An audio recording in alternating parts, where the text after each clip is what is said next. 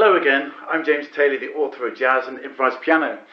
And in this video I'm going to show you the chords, well, some chords that will fit the tune Autumn Leaves. Again, this isn't the definitive version, but this is a sequence that will work. And anyway, what we're going to do is to play the chords in the right hand and to play a sort of rocking bass figure in the left hand. So the left hand throughout might play sort of, well, for the C chord, you could either play this sort of thing, 4 C's there, that'll be 1 bar of C, or even just 4 C's like that. Now then, in the right hand then, let's have a look at the chords. The first chord then, we can play a C minor chord in 7-9-3-5. Oh, by the way, do check out my video on the 2-5-1, because that will show you how you find most of these chords, in fact. And also, of course, the Autumn Leaves version, when I show you the sharp 9 sharp 5 riff, that'll explain the D7 sharp 9 sharp 5 chord that I'm going to put down. Okay, so straight to the chords. First of all, the C minor chord. Now, we can find a C minor chord in 7-9-3-5 like this. If you find the C minor triad, notice it's 3 steps between the bottom 2 notes, 1, 2, 3, and 4 between the top. That's our minor triad. If we, now this is in degree terms 1, 3 and 5. So we've got 1, 3 and 5 there, and we can replace the 1 with the note 2 steps below it, which would be the 7th, and the note 2 steps above it, which would be the 9th. Da, da. So basically our triad here, the C is being replaced by the note 2 steps below, which is our 7th, and 2 steps above the C is the D, is our 9th. So that's our first chord, the C minor chord, 7-9-3-5. For the next chord, for the F chord there, we can just move our thumb down there. And that will give us an F chord in 3, 6, 7, 9 voicing. Do check out the 2-5-1 video, that will explain why this is. So the first 2 chords, C minor, going to F7. And then we can go to the B-flat major chord. For this one, find a B-flat major triad. And this time, oh yeah, major triad, 4 steps, 1, 2, 3, 4, and 3. And this time, replace the B-flat. This is a major chord, so the major 7th is just down 1 step. There's the B-flat down 1 step, takes you to the A. 2 steps above the B-flat gives you the 9th. So that's major 7 and 9. And 3 and 5. There's the basic B-flat major triad. The B-flat's been replaced with 7 and 9. 7 is down 1 step, 9 is up 2 steps. These 2 notes stay the same as they were in the triad. So the first 3 chords, C minor, F, B-flat major. Now then, the next chord, we can find an E-flat chord, E-flat major 7 in 3, 5, 7, 9 voicing. Now for this, here's an E-flat major triad. 1, then up 4 steps to the G, and then there's your 5, your B flat. 1, 3 and 5. Now then, of course, the left hand's going to play the 1, so we don't need that. We've got 3 and 5 there. And then, again, like the B flat, this is a major 7 chord. So it's an E flat chord. So from the E flat, which is here, we come down 1 step to find the major 7, and 2 steps to find the 9. So these top 2 notes of the chord here are from the E-flat major triad, that's 3 and 5, and then relative to that E-flat we found the major 7 down 1 step, and the 9 which is up 2. So the first 4 chords, C minor, F, B-flat, E-flat major 7. Okay, C minor, thumb down to get to the F7, B-flat major 7, and then to the E-flat major 7. Now then, don't worry, this is actually just about half the chords that are in the piece. Now the next is an A minor 7 with a flattened 5. For this one, we're going to find the A minor in 7-9-3-5 first of all. Well, there's our A minor triad, 3 steps and 4 steps. And if we replace the A with 7 and 9, which are 2 steps each side of it, this is the ordinary 7 again, down 2 steps, and the 9, which is up 2 steps. Okay, this is your ordinary A minor in 7-9-3-5. We're going to flatten the 5. This is 7-9-3-5, so the 5 is flattened and goes here. The next chord is the D7 sharp 9 sharp 5 chord, which I showed you with the riff earlier on. So for this one, here's the D major triad. This provides 3 and 5. Okay, we don't need the D. We've just got 3 and 5. So 3 and 5 there. 7 and 9, 2 steps either side of the D, 2 steps below the D, 2 steps above the D. So we've got 3, 5, 7 and 9 here. We sharpen the 5 and we sharpen the 9, and there's our basic chord. Okay, I figured it like that to make it easy for you to see. It's actually easier to play like that.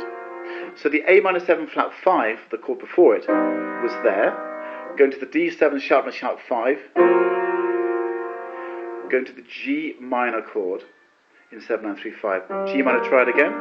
Again, replace the G with notes 2 steps each side of it. 2 steps below is a 7, 2 steps above is the 9. Okay. So far, from the beginning, we got C minor, F7, B flat major, E flat major, A minor 7 flat 5, D7 sharp 9 sharp 5, going to the G minor.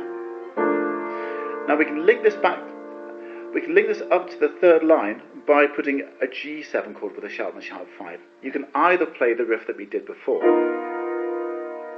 with the riff, or if we just raised everything except this stays where it is, everything else is raised.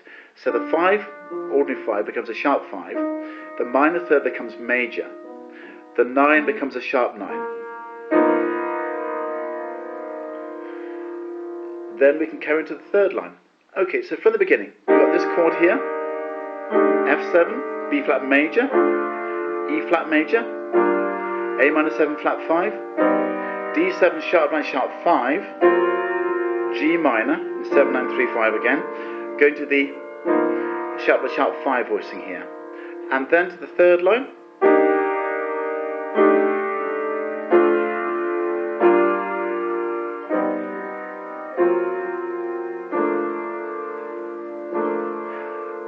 And now the second half of it starts off with A minor 7 flat 5, D7 sharp 5, G minor. We can use the G sharp 5 again here. Okay, line 6, C minor to F7, B flat major, E flat major, and then A minor 7 flat 5 to the D chord again. Now here, this is halfway through line 7 now. We've got a G, going to a C. Again, we can use the thumb down trick. And then the F minor to the B flat 7. And then we can go to an E flat major chord. So again, that second half of line 7, we've got the G minor. We can get to the C7 just by putting the thumb down, in the same way that we find the F7 in bar 2. Then we go to the F minor. Again, thumb down here to the B flat 7, and then we can go to this E flat major 7 chord. Then A minor 7 flat 5 again, then to the D7, then to the G minor chord. So if you play either a rocking bass or just repeated roots in the left hand, you can actually generate something that will be a satisfactory accompaniment to any sax player or singer. Let me show you.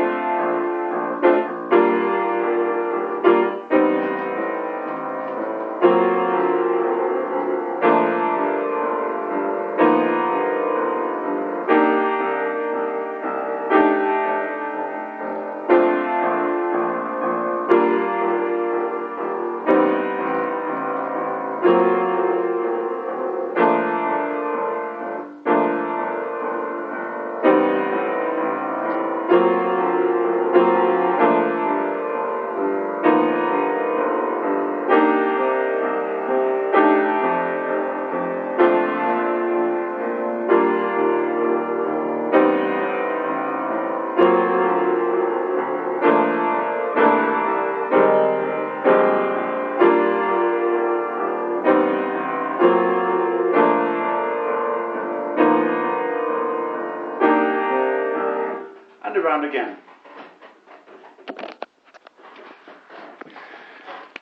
So, those are some chords that you can use for Autumn Leaves. Now, you can also play a walking bass underneath this. For the left hand, if we look at the roots first of all, we're going from a C to an F to a B flat, each chord being a bar long. So the B flat major scale is that. Now, if you walk down from a C, we got 4 beats of C, if you like, but at the moment it's just playing 4 Cs, then 4 beats of F, then 4 beats of B flat. Now, if I start nice and high, I can walk down from a C, 2, 3. If I just walk down the B flat major scale, those other 3 beats can be filled in with the notes that are in the B flat major scale. Then I can get to F, and again I can just walk down, and I guess, so that's B flat, then of course the next chord is E flat, then to an A, then I'm going to cheat and go.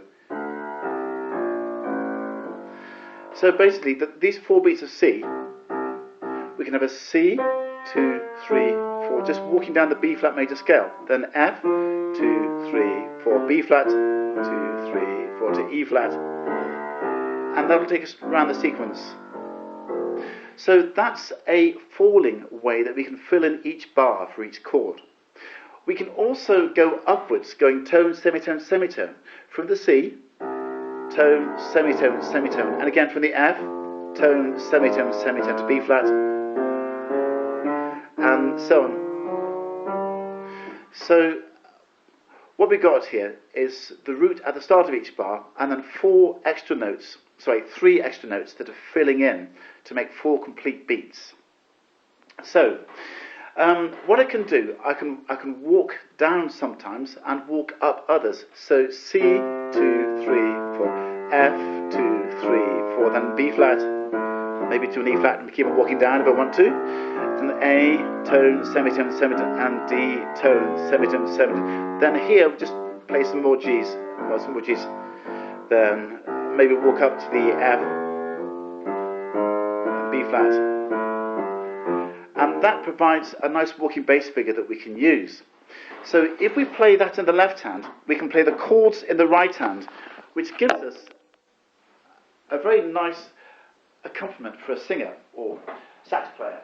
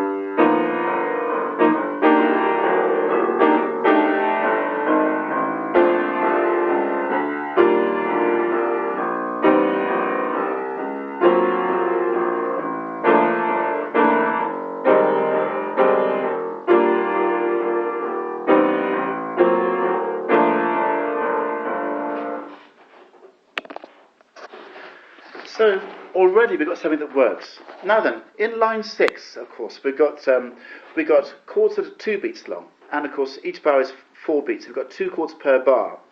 We've got a G going to a C, going to an F, to a B flat, then we've got a whole bar of E flat. Now then, instead of doing that, what we can do, we can approach each note from a semitone above. That's a single step above. So if we play the G, then approach the C from a step above it, approach the F from a step above it, and then approach the B flat from a step above it, then the E flat from a step above it, then just 4 E flats. So we've got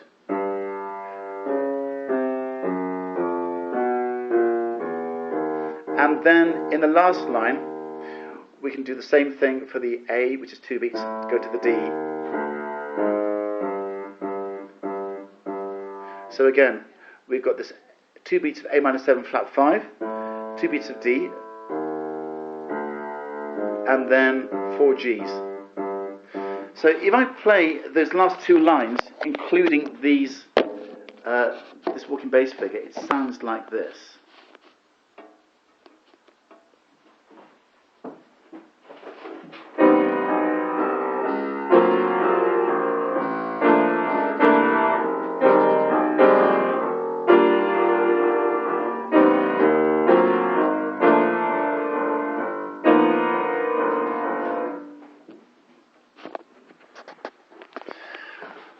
Right, I'm sorry. I feel that was a bit of a sort of whirlwind trip.